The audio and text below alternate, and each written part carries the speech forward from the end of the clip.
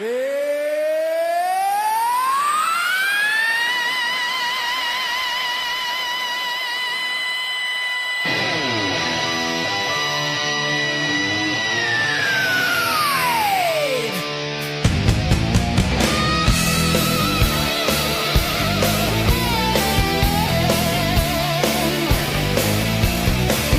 Fried Soundstage, you know we rock hard. Baby, out here, that's the only way. We're bringing all the good times. Southern Fried Soundstage, if you want to get crazy. Out here, that's the only way. We're bringing all the good times. All the good times. Southern Fried Soundstage. Southern Fried Soundstage. Southern Fried Soundstage. Southern Fried Southern Fried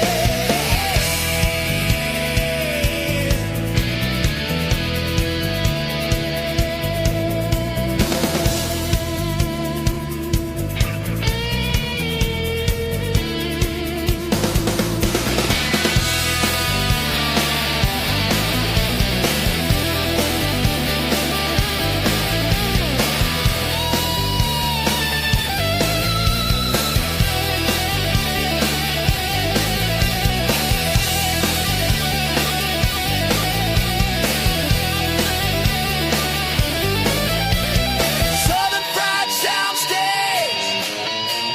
Southern Fried Soundstage. Southern Fried Soundstage. Southern Fried Soundstage.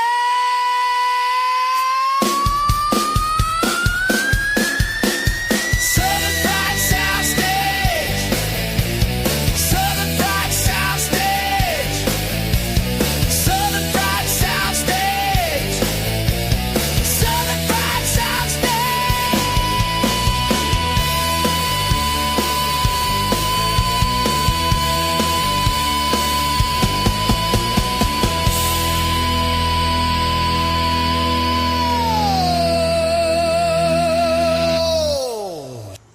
Yeah, love it. Hope you're having a great, let me fix my mic here. Hope you're having a great evening still. Breaking news, runoff in the 14th district here in North Georgia between Fuller and Harris. So that's the two that survived that. So our condolences to Miss Jenna Turnipseed for not being in those top two spots. She ran a great race, a clean race, and she has a future.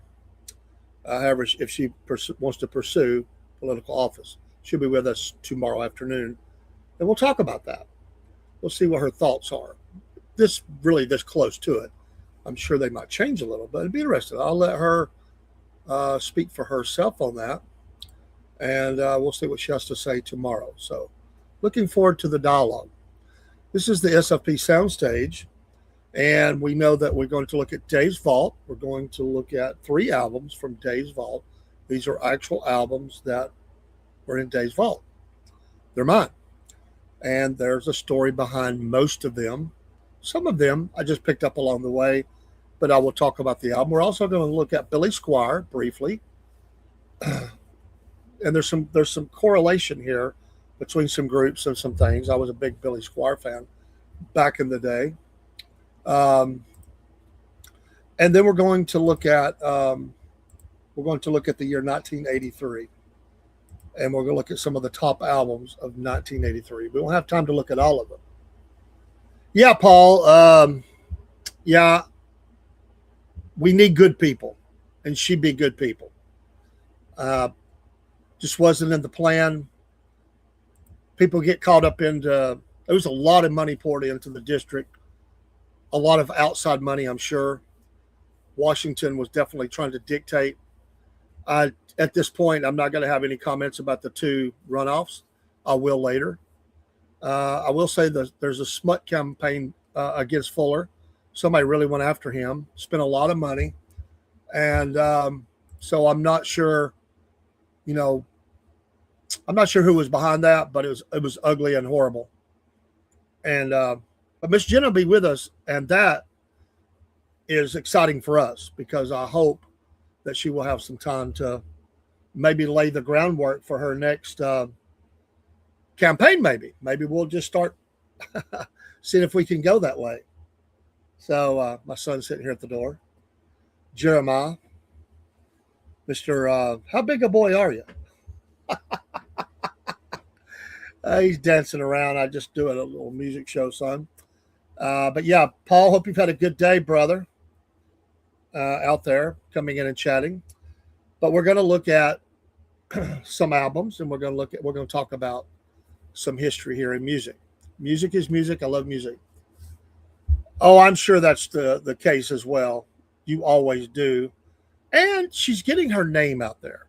This was a big jump, and I'm glad she took it. I wish she'd have won, but it's a big jump. And there was so many people running.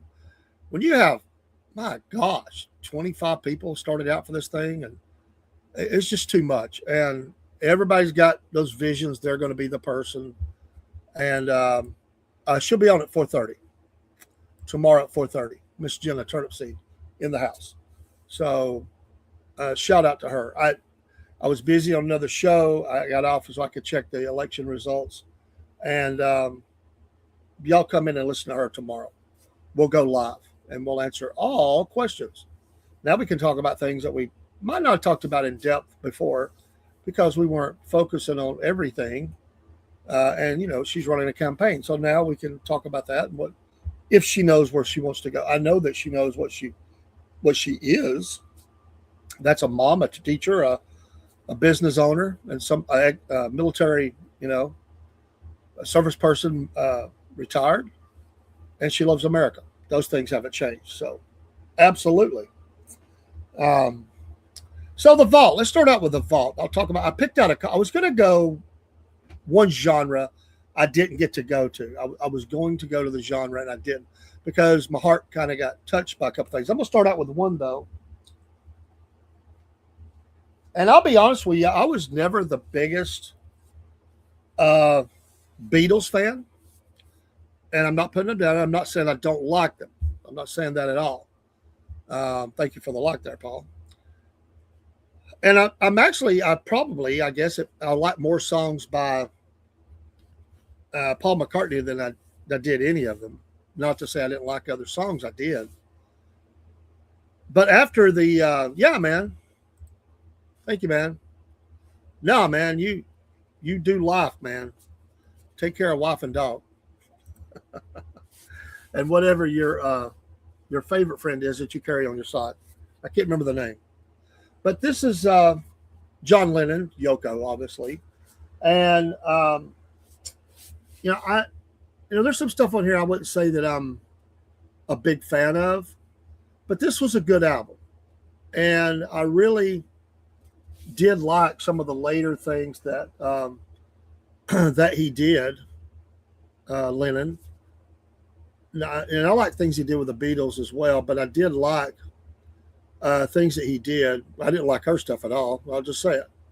It's an acquired taste, I would say, for a lot of people. But I did like some of the stuff that he was coming out with late. You know, it's a tragedy, obviously, that he was killed. I mean, it's such a tragedy. And you know, he still had music to give us. This was him get kind of stretching his wings again after that. And I don't mean wings as in Paul McCartney wings, but you know, he kind of been off the scene a little bit. Kind of a resurgence of Lennon. You know, him and Paul were getting along. Paul McCartney was even going to see him. John didn't want that kind of relationship. He's like, you got to quit coming around. He just didn't want that. Paul kind of hurt his feelings a little bit, I think. But, you know, they were getting along after some really tough times. And one of my favorite songs on here is Watching the Wheels Go Round and Round. But this is a good, solid effort by a master at his craft.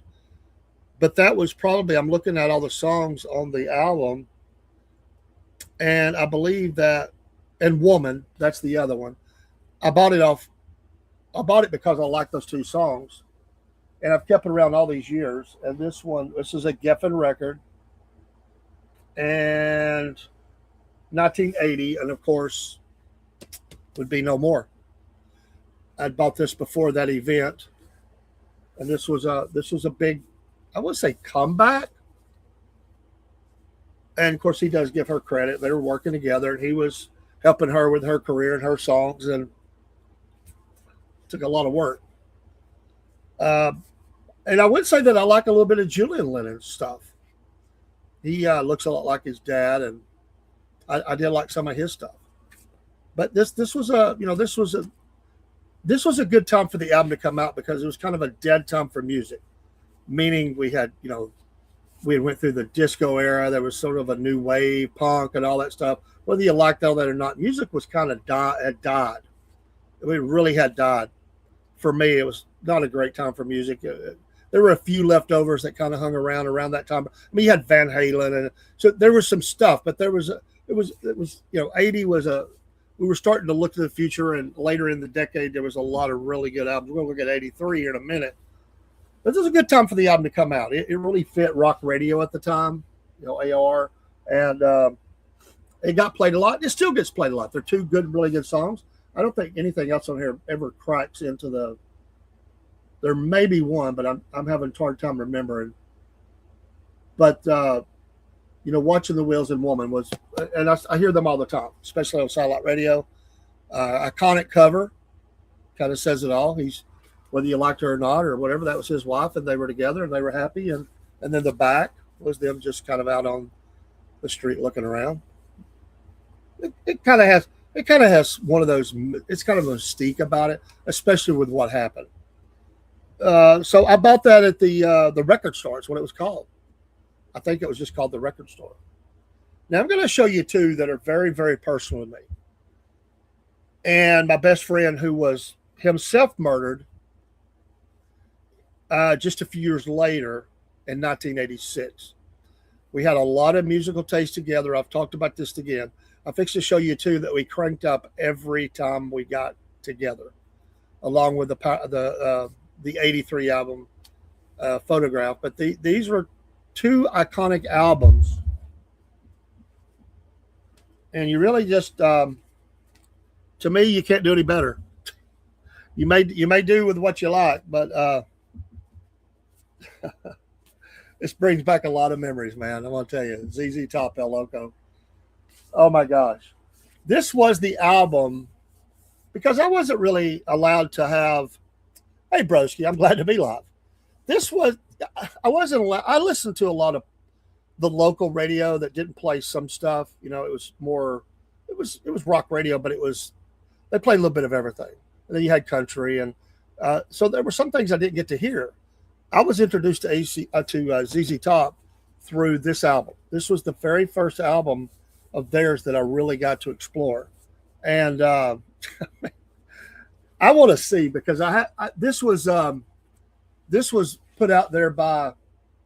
I am amazed at how good this looks. We really did try to take care of our records. Me and Robert, my best friend, Robert Hodges, who was a friend too. There's a little scratches there. I see some, and there's no surprise. But there's the album. I got it, and I love this album. the whole comedy of the bags and their look on their faces and it's funny. It's funny. But Tube Snake Boogie. I want to drive you home. 10-foot pole, Layla. Don't tease me. It's so hard. Pearl Necklace, another one of my favorites. Oh my goodness. Groovy Little Hippie Dad, Evan Heller, Houston. Party on the Patio, one of my favorites too. This set the stage for a lot that was to come later. And I love this album. I still love it. This hasn't been played in a long, long time. In fact, this probably hasn't been played, and it will never play again. If I was going to hear it, I would pull it up, because this was never played after my friend was murdered. Never. I held this in memory of him and our times together and what he meant to me. And the next album is going to be the same way. But every time we got together, this album went on the turntable. Every time. No matter what we listen to, there's two other ones that I'm going to show you. One tonight, one next week. ZZ Top, this album, I can't even begin to fathom the hours that we listened to this. With a brand new stereo system that his dad had got him at like J.C. Penney that was all ripping, man. I mean, just rocking. I never had a stereo system that loud when I was growing up. Man, I had the boom box and I had a little stereo system. It was pretty good, but there was limitations. This thing would rock the windows of your neighbors. I mean, it was great. He was shot by his uncle in his grandparents' driveway. It's a sad, sad story. In 1986, my son was a baby, and there was a lot of changes in both of our lives. He had just gotten married. We grew up with this stuff, man. It's a great album. All the songs are good, but you give me Tube Snake Boogie, Pearl Necklace, Party on the Patio, and maybe one more. I'm happy. I can listen to them over and over again, and then the memories that come with that album. So, that being said, even more so than that album, what I think is my favorite all-time AC/DC album. Yes, even over Back in Black. This is my favorite AC/DC album. I unplugged my headphones. This is it. This is a great album. Let There Be Rock. The boys had been playing nonstop. They'd been recording and recording and recording. This album set the stage for everything that happened, a little later with Mutt Lange and all that. This was still an Albert's production. Vonda and Young for Albert Productions, 77. This is before they got with Lange. This is raw. It is, to me, the best of the best of the best. I like the slicker stuff. Because that's what Mutt does. Really good stuff. He really turned them into music for everybody. That a little. It's kind of like Metallica did, honestly. And in the back, Angus. I mean, this is live. It has the feel of live. You can see the duct tape. You could tell we wore this thing out. The album looks pretty bad. It could still play. Oh, there's a couple of bad spots on there. This got played even more than the ZZ Top, I'm sure. And it has some of my favorite AC/DC songs. Go Down is number one song. Dog Eat Dog is in my top 10. Dog Eat Dog. Let There Be Rock is also in my top 10. And yes, I'm kicking out some other songs. These are just some of my favorite. Bad Boy Boogie. Problem Child. It's one of my favorites. Overdose.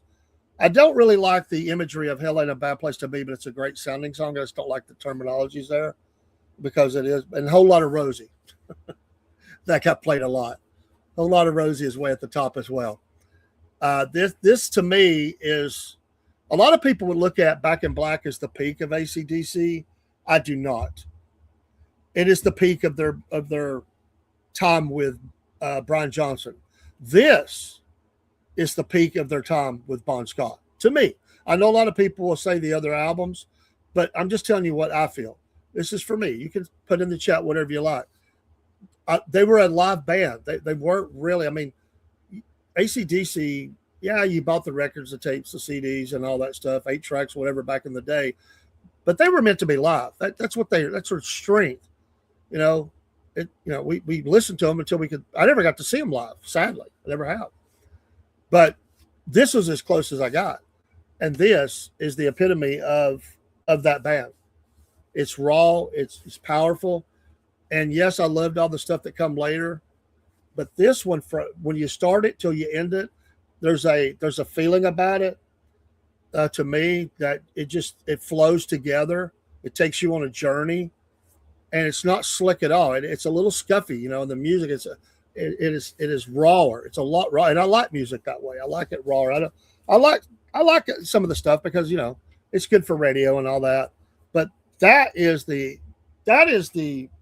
two albums, along with one I'll show next week and the Photograph album. And there's a couple of more. Actually, comedy albums. We played a lot. But the AC/DC we were both really big on both of those. We played another one I really liked a lot, but I think my best friend liked it more. And there's other reasons, and I'll tell those stories. But Let There Be Rock, um, and when you get into the movie of '80, just 3 years later, I mean that's where that really came from. I have Danger, Danger. Will Robinson granddaughter's entering the studio. That's scary, and she just wanted to pose, I guess. Hey, you might want to take your cupcake. Well, give me a cupcake and put it there. Here, grab your vanilla cupcake.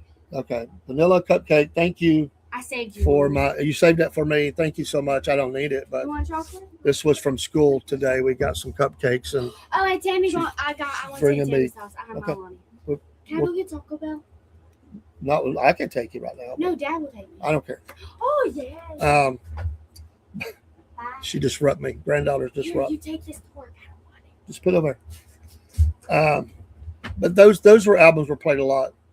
And yes, there were some country albums that was in that. And I don't know if I have those. There were some albums, we would always trade albums to listen to. Some were kept together.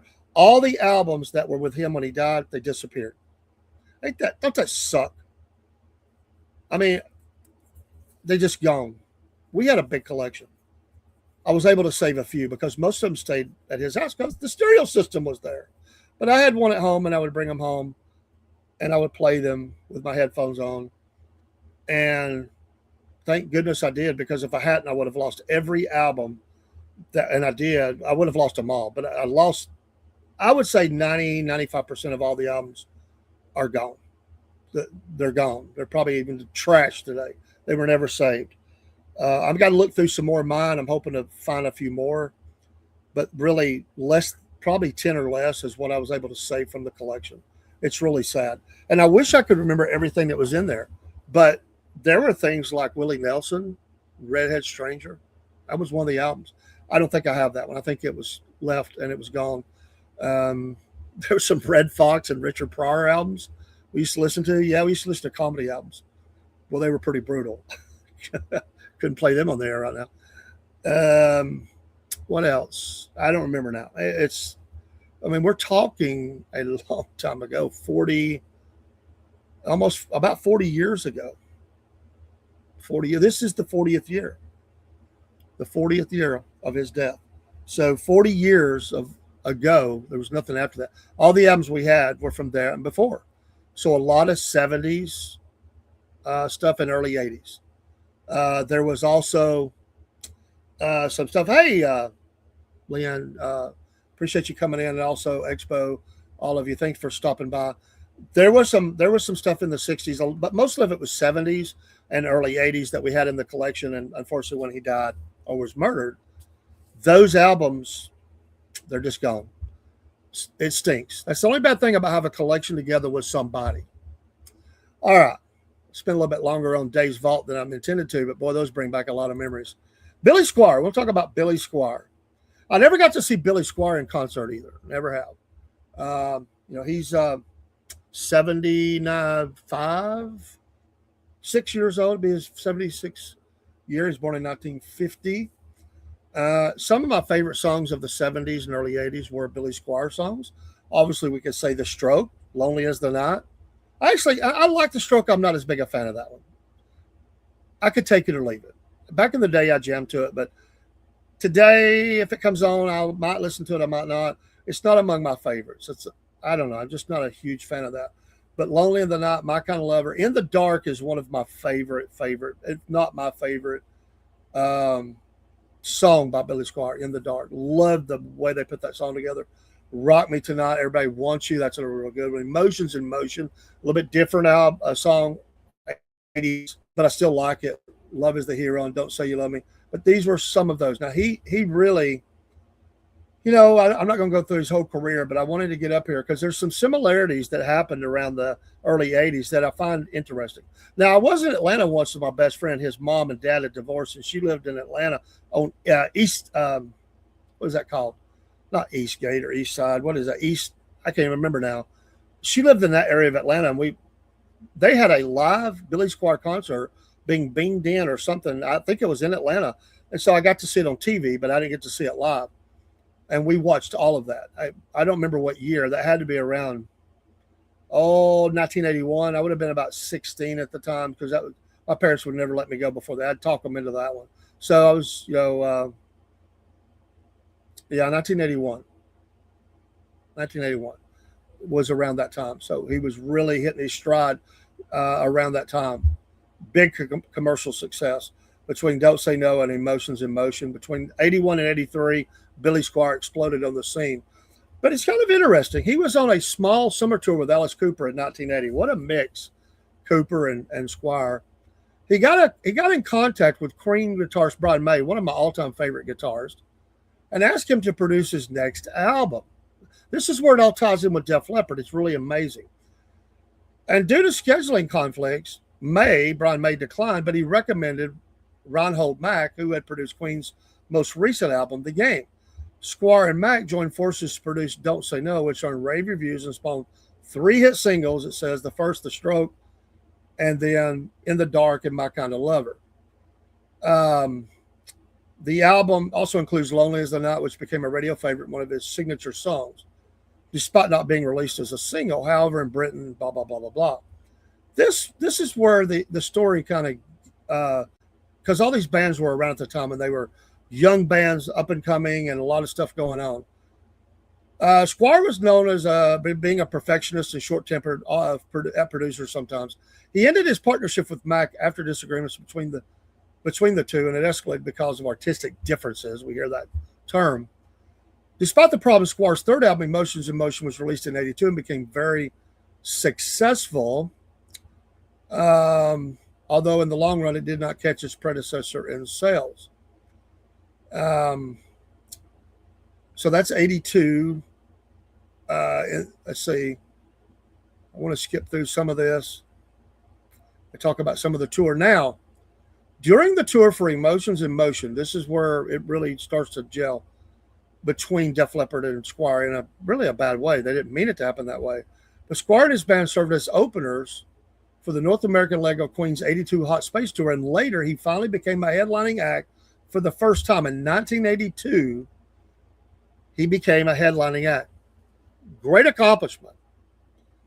He didn't realize it, but a buzzsaw was coming his way.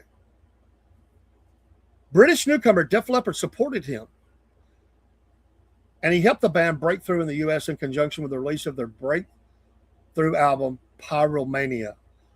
In that 83 was official release. This was the tour where Leppard really became known in the States. I mean, really, and it just lit fire. And people were leaving the auditoriums after Def Leppard's opening set and leaving Squire. He got pissed off about this. He got really mad. Def Leppard talks about this in some of their interviews and documentaries. They didn't intend that to happen. Squire's up there playing. And again, he's more 70s style. Leppard was more moving. Squire would stand still, play, and all that. Leppard moved. They were young. They were, good-looking guys, energetic, had this new British, wasn't really metal, but hair metal, whatever you want to say, but this wave of music that was coming. It was going to light a fire in the 80s, and it started in the early 80s, really. And Squire was kind of caught in that. So sad that his first headlining tour was impacted this much by Def Leppard. They didn't mean that, but that's just the way it happens. When you book an opening act, they may be on the upswing, and Leppard was. Now, here's where it gets a little more of it. He began writing songs for his fourth album, Signs of Life, in late 83 after finishing his first headlining tour, arena tour. And by the way, I just learned some stuff that I didn't even realize meshed up. He planned to have Mutt Lange, I didn't ever remember that, as producer. However, Lange was already reserved. Mutt was so in demand at this time. He was already reserved by the Cars. So he's working with all these bands. Well, 83, was the Pyromania. I mean, that led Mutt Lange had worked with Leppard. I mean, everybody's, he's like, hey, I'll get Mutt Lange. We'll get this thing going. He suffered a breakdown. And the part of that breakdown was, why, Leppard was not able to work with him right away for Hysteria and all the changes, problems they had. He's had a breakdown after, and Squire brought in Jim Steinman. Here's another thing that catches that come together. Hey, Cook. Love Def Leppard. Thanks, Dave, for taking me to see them 2 times. It was great. Hey, man, you're welcome. Thanks for not dying. Not really. I'll never forget the wave of you caught that bandana. Somewhere I still have that. Put up, man. I don't know. But Jim Steinman, who was legendary for the Meatloaf Bat Out of Hell productions, but he was when Leopard brought him in too. So they worked with Mutt. Billy Squire wanted to bring in Mutt. The Cards were working with him. Of course, Bryan Adams, all these bands and singers were working with him. And all the albums were massive, great hits.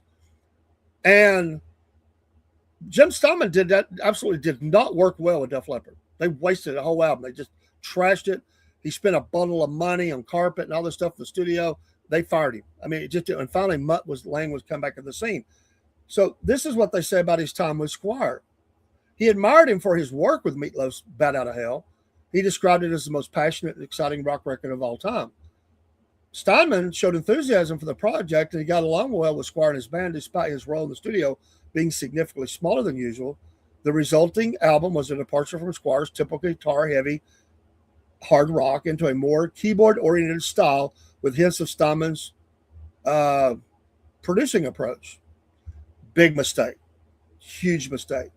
When Signs of Life arrived in late July 84, Squire was at the peak of his career. Even though Leopard was getting all this praise around that time, he was still the guy. Fueled by the song Rock Me Tonight and All Night Long, the album brought his 3rd consecutive platinum certification. But there's danger, Will Robinson, danger, as I said earlier. The music video for Rock Me Tonight, which featured Squire dancing in a bedroom wearing a pink tank top, proved a controversial choice by director Kenny Ortega, well known. The 2011 book, I Want My MTV, promoted it as the worst video of all time. Martha Quinn, remember her as one of the anchors there, the VJs, said when it was released, commented, I don't remember that video being poorly received. At the time, they played it a lot because I remember seeing it. Whether it was the video or the shift in music styles or other factors, Squire stopped selling out shows. So all this came together at the same time. He fired both his managers and insulted Ortega for misleading and deceiving him. Ortega has denied Squire's accusations. He had a little bit of resurgence in 85 to 93, but let's be honest here. He had a couple of decent songs, Enough is Enough, but the album Enough is Enough, Love is a Hero, but let's be honest, the heyday was over. That only sold 300,000 copies. Don't Say You Love Me was a modest comeback single, but it was over. And then he had the car wreck, if I remember right. Then it was just never the same. And he toured and he done, but that was his peak. He made the peak, and then it just went down. And I never realized at the time how much Leopard and them really did come together with Steinman, Mutt Lange touring together, which I knew about. I didn't know that until I really read that part of that. But I will tell you that I'm still a big Squire fan. I've always liked his songs, but it was a mistake for the keyboard and all that. That was not him. It was horrible. It was the MTV video age, and people were, it was all about making the video. And for him, I think there was a lot of things going on. He represented, whether it's fair or not, he represented 70s radio, rock, and all that. And it was a slicker thing that kind of went into early in the 80s and was kind of like that with a lot of different genres of music until Appetite for Destruction came out and blasted everybody back into, reality, to be honest. I mean, that time frame had some really good stuff, really fair stuff. But do you like Billy Squire? I like, he's still playing. But he's produced or he's put out 1, 2, 3, 4, 5, 6, 7, 10, about 10 studio albums and some compilations. He's made a bundle. He's made his mark. He's legendary for it. He's 75 years old. He's done it all. But I think that I think that he could have been a little bit bigger, but he got kind of caught up, and that's what happens. Musical taste change. He changed his style, trying to capture that wave. I'm sure the record company was pushing him to do things like that, and it just didn't work. and it just never was the same. So he's caught in a time frame between a certain year, 80, and really about, to be honest, about 85, 6, right in there. That was the heyday. And if you shrink it down lower, I would say 81, 83 to 83. And it just, his songs are played all over the radio, and they forever will be. And they should be. They should be. I like Billy Squire. All right. Let's look at our year, 1983. We can't look at every album, but we are going to pick out some albums that were big in 83. Some will be rock, some will not. I will tell you the ones I like and the ones that, if I don't know them or if I didn't like, I will tell you that. One of the albums that came out, a great album. I had this, I think, on cassette tape. I don't think I ever had the album. Journey's Frontiers. Great stuff. Don't Stop Believing, Separate Ways, Faithfully, Open Arms. Huge, a big Journey fan. They were able to bridge that gap from the 70s into the 80s. They are definitely a classic rock stable. They've recently done huge tours with Def Leppard and other bands. They're still getting it done. There's a lot of talk about wrapping it up for them as a final, goodbye as the band. They've always had drama and stuff going on, but I like Journey. I've always liked Journey, and they're legendary. Frontiers, great album. Iron Maiden, Peace of Mind. Never was a huge Iron Maiden fan, but I did like some of their stuff. I like some of the players. I'm not, I'm not the biggest Bruce Dickinson fan, to be honest, but he's okay. But I like Steve Harris, and I like the guitar playing that they had. But, Nico McBrain come around this time. But Flight of Icarus and The Trooper are two of my favorite Maiden songs off this album. So Peace of Mind, good album, iconic album cover. Let's see if I can get rid of that, and then we need to show this. Sorry, should have done that. And there is the Iron Maiden album. And I was looking at the Frontiers album. I didn't have that album, but if I hear The Trooper come on or Flight of Icarus, I'm turning up the volume. I'll just tell you that. I was not a fan of Echo and the Bunnymen. I remember when they hit the scene. If you like them, I can give you nothing on them because I never listened to them. Never really listened to Echo and the Bunnymen. I probably remember a couple of songs, but that was a big album in 83. Billy Bragg did not cross my radar, did not buy the album. And another album that gets in the top 40 for 1983. Depeche Mode. I remember a lot of their stuff. I never bought any of their albums. I'm not really into that, but they had some songs that I kind of like. But I'd listen to them when I'm in a certain mood. Big overseas, and I get it. Probably not as big in America as they were overseas. That's not even a probably, that's for sure. But Depeche Mode, very much. I could tell you that Def Leppard is a big fan of Depeche Mode. In fact, they redid a Depeche Mode song, and it was on their covers album, and on their tour with I think it was the tour with Motley Crue, that was their remake of one of their songs was the last song that they would play before they came out. I do remember that. Yes, I did like some Yes songs. I don't think I ever bought any of their stuff, but hey, I like Owner of a Lonely Heart. Still a good song. It takes me back to a time frame. I really like that song, but I never bought anything by Yes. Definitely loved Huey Lewis and the News. Sports, man, it made its mark. I bought everything I could get with Huey Lewis. I love their harmonies. I worked with a guy at a little pizza place, kind of a pizzeria. They had more than pizza Italian kind of place. And we would go out and make bank drops and stuff sometimes after work. And he had this, I've always remembered him. He was going to college. He's probably made a bundle of money now. He's a good guy. But he was kind of an assistant manager, a manager in the store. Still in high school, I think. Or he just started college. I think he just left high school, got in college. Had a really nice car, great tape. He did cassette tapes. And he had the box in the back seat. He had a convertible. and he could reach behind him, and he knew it. He was one of those OCD kind of guys. He said he did it for organization. I think he was OCD, but he put every tape in a certain order. So when he reached back, he knew exactly what he was grabbing. He never had to look at it. He'd say, "What do you want to listen to?" He was a big Huey Lewis and the News fan as well. And this was man, it just, all these songs are still played today. I mean, Heart and Soul, The Heart of Rock and Roll. I mean, it had 5 hit singles, the follow-up from 4.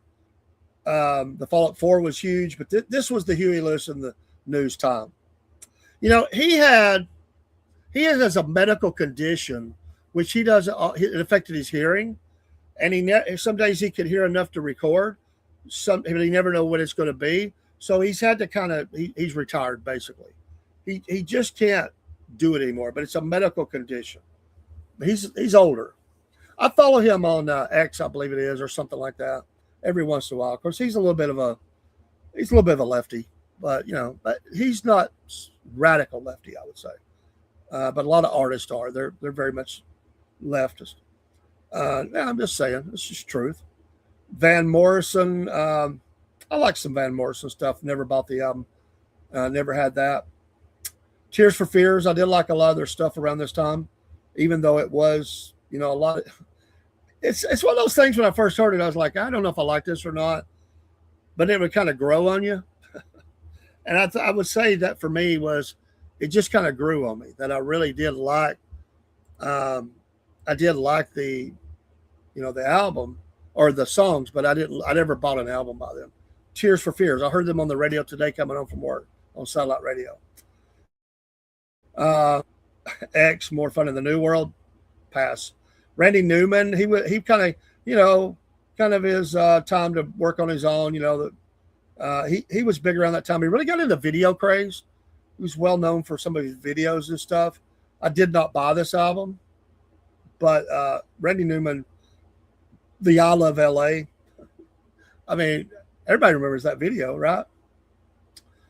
So yeah, Big Country, The Crossing. I didn't have this album either, but good stuff.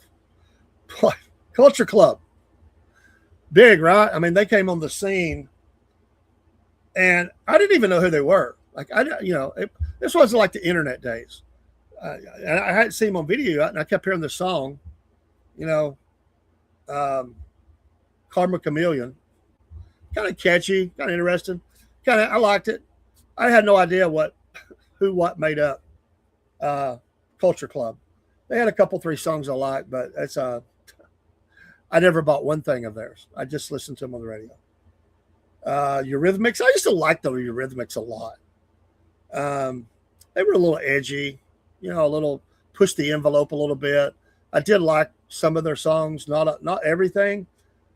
Sweet Dreams Are Made of This obviously was big. I didn't get into everything they did, but they played them religiously on MTV, and I did like some of the Eurythmics, and it was like when they faded from the scene big time, but they were big. I mean, monsters there at one time. I'm not saying maybe they're playing still. I don't even know. But I never bought anything to my knowledge. I think my best friend may have bought an Eurythmics album, but I don't remember for sure. Lionel Richie was very big at this time, and I did like a lot of his stuff coming out of the Commodores.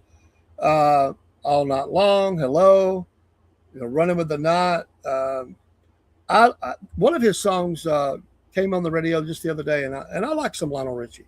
I want to think I bought a cassette tape. I know I never had the album.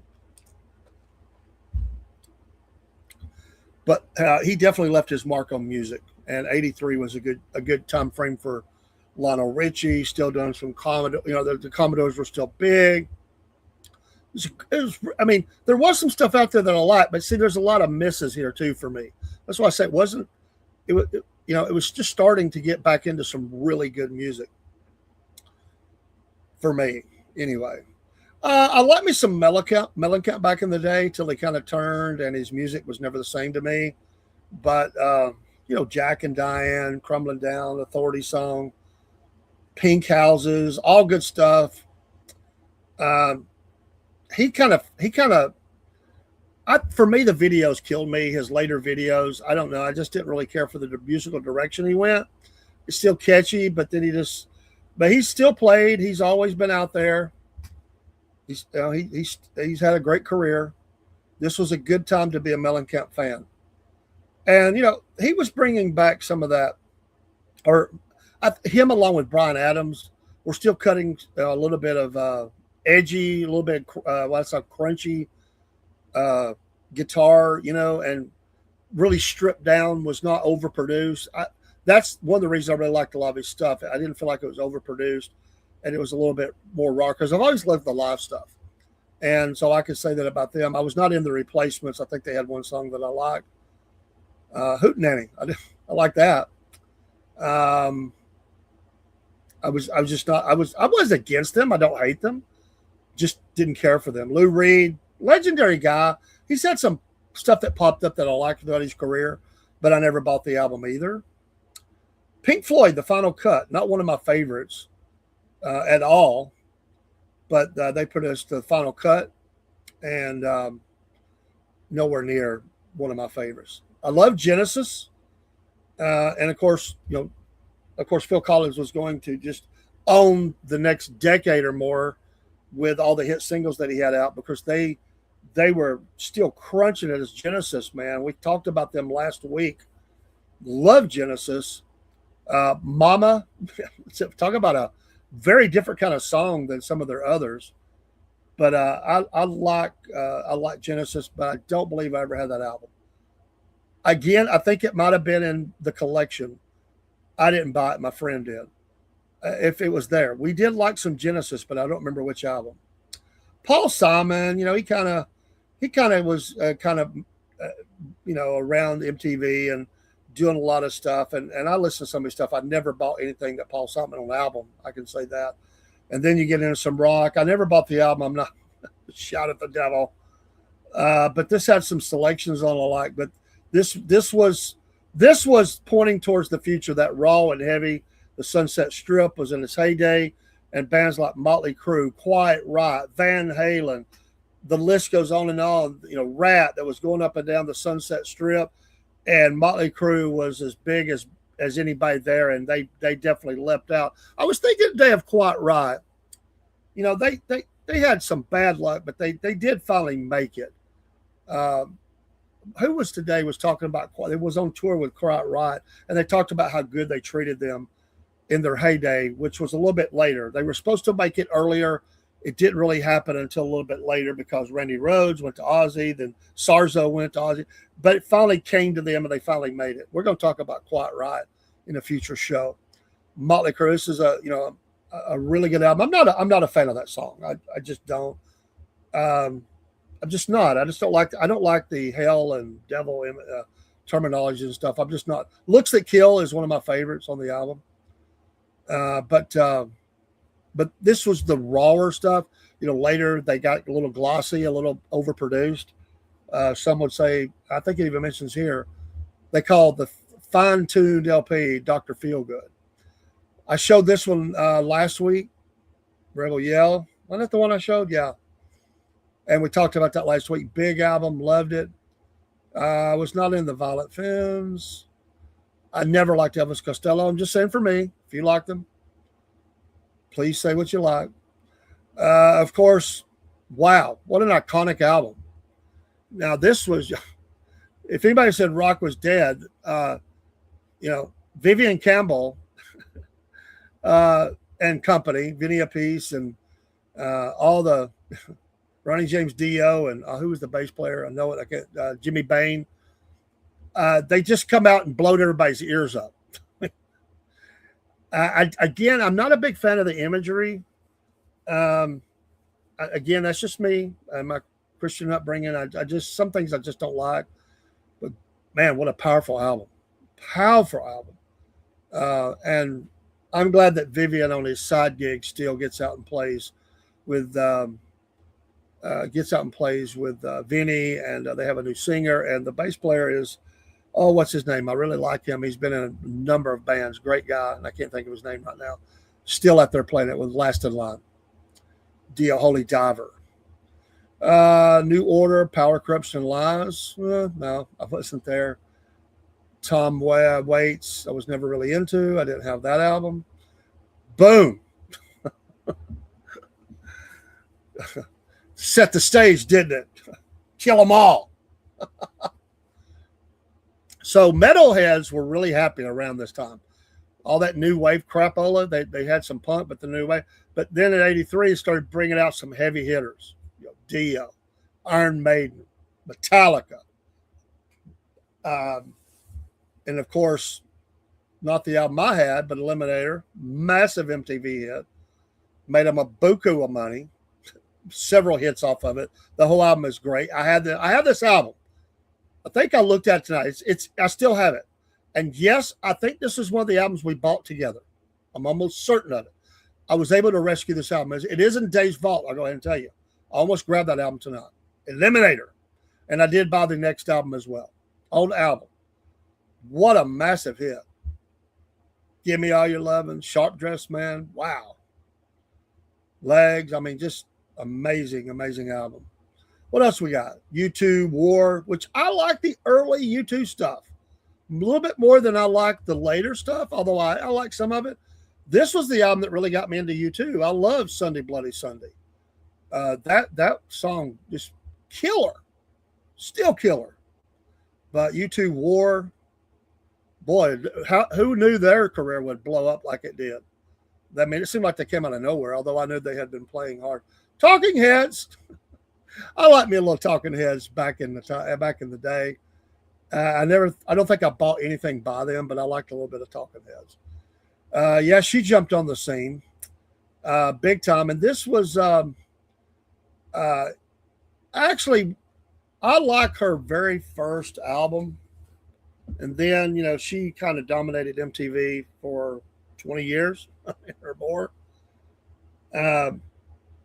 But I wasn't into some of the later stuff. I mean, I go back to Borderline and stuff like that. I mean, anyway, there's a lot I could say on that, maybe at a future day. David Bowie was still doing some great stuff. I loved Let's Dance. I will not do it now, but I used to sing a line out of it. My mom was still living, and she got tickled at the line, the way that I would do the line in Let's Dance. And she would always say, do that line again, son. And I would do it for her. Massive hit, good album. And, David Bowie's place in rock history it's firmly entrenched. That's an understatement. Love. I don't like everything he ever did. I won't say that.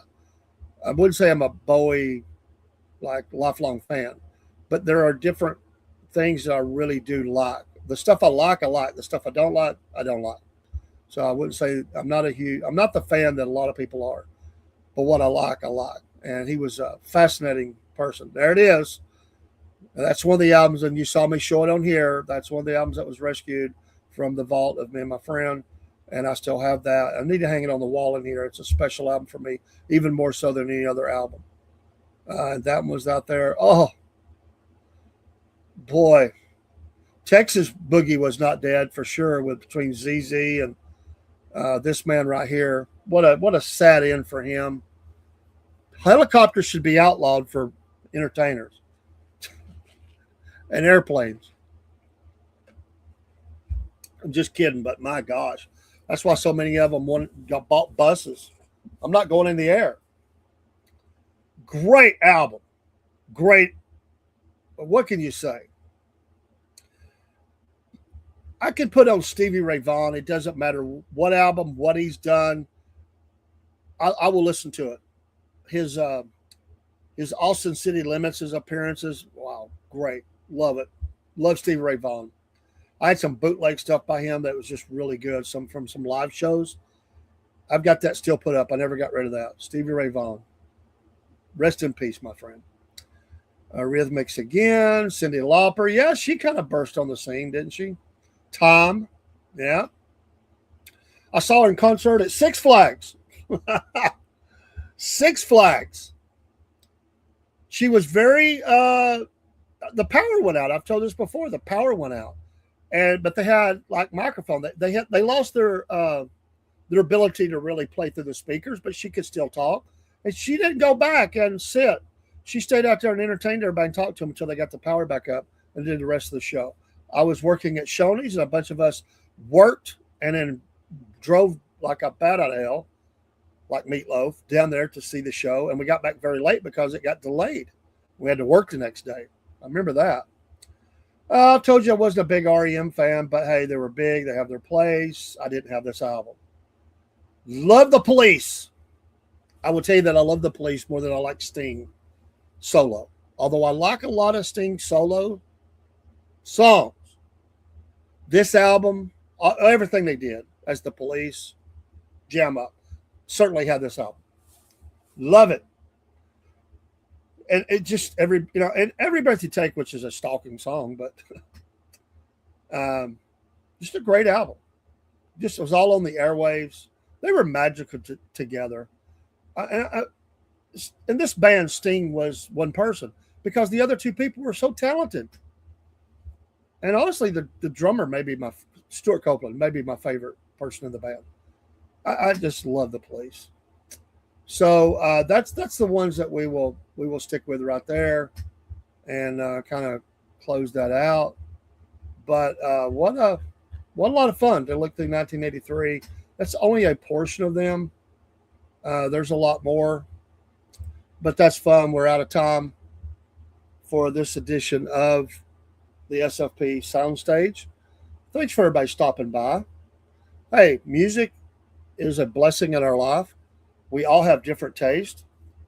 You may only listen to one genre. You may only listen to country or rock or blues or R&B or gospel or whatever. I'm a fan of music. And, like I said, there are some things I'm just not going to listen to because I don't feel right about it. But I don't sit and just, even though I'm a Christian, I don't sit and just listen to gospel. And I love gospel. I love I love choir music. I love the hymnals and the songs of my youth. We still sing them every church day. Love all my church music. I like to create with AI. I've got a new one I'm going to play this Sunday. I'm sorry it wasn't on Sunday morning. We've just had, what's been going on. My wife just getting out of the hospital. And I wasn't on this morning. I got in bed very late, and I just overslept. Try my best to be on in the morning. On the days I've taken my wife to our sons, I have to get up earlier, and that's why the show is earlier. On the other days, it's not a problem. So next couple of days is going to be really busy for me, but I think we'll be okay. We've got an audit at work on Thursday, so that's going to be one of those long days, long days. Let's see here. What else? That was fun. That was a lot of different kinds of albums and music, and I'm glad we do that. Join us next time. More from Dave's Vault. We'll figure out what year we're going to look at, and we'll spotlight an artist like we did Billy Squire. And I really do. I enjoy that too. I enjoy that. Recollections, and I couldn't recollect because I never saw. I did see ZZ Top in concert one time in Chattanooga. I don't think it was the Eliminator tour; it was the Afterburner tour, if I remember right. So a lot of these bands we've seen tonight, there was only a handful that I actually saw in concert. But I did see a lot of concerts. And I like to talk about concert experiences. If you'd like to ever come up on stage, join me as a co-host just to share your experiences and what you like or what you don't like. Let me know. Got spots available. The show's not meant to be me just running my mouth all the time. But I appreciate you for listening to me run my mouth. Oh, hey, I'm sorry, man. I was over here, had the screen covered up looking at that. And Empty Pockets rated the stream. And thank you for everybody that came in. Larry and Minnesota and, of course, Empty Pockets. You was 8 and 81, Minnesota? Wow. How old was I? I was 16. I told you, I was 16. I had the screen. I was looking at all those albums. So thanks for rating the show. God bless you. Enjoyed your show on Saturday, James. Great stuff. Minnesota, always nice to see you, Larry, and whoever else, if there's anybody else came in. Enjoyed seeing you. I hope you enjoyed some of that. I like music. I love music. So next week on Tuesday night is our music night. And unless my wife's health is bad and I'm in a hospital with her or something like that, we always look at Days Vault, albums from my vault. We'll spotlight an artist and we'll look at a year. This week was 1983.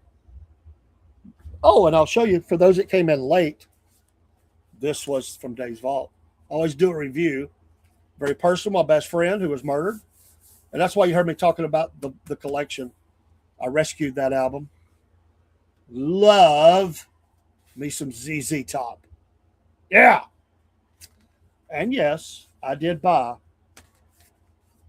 Got the back showing there. I did buy this album. I bought all these. Some of them were co-bought with my best friend. Love, love, love these albums. What a great selections.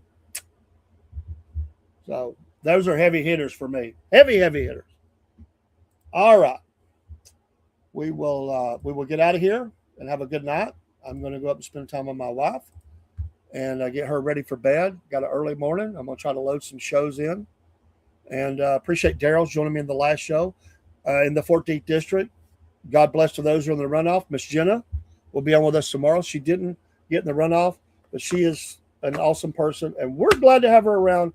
She's got a future in politics if she so chooses. I do believe. We'll let her voice speak tomorrow at 4:30. We have racing tomorrow, the show of the morning. Miss Jenna, racing, interview with a dirt truck driver, Terry Calhoun from Toccoa, Georgia, and sports. That'll be it for tomorrow. That's a lot. And then Thursday is Wolf Nation, Cornbread Nation, morning show. Oh, and the Patriot. I moved the time. I've got the Patriot Nation News. I talk news 5 days a week now. So busy night tomorrow night. So big day. I'm crazy. I'm a loon for doing it, but I love it. Good night, everybody. We'll get the shed music going again. Southern Free!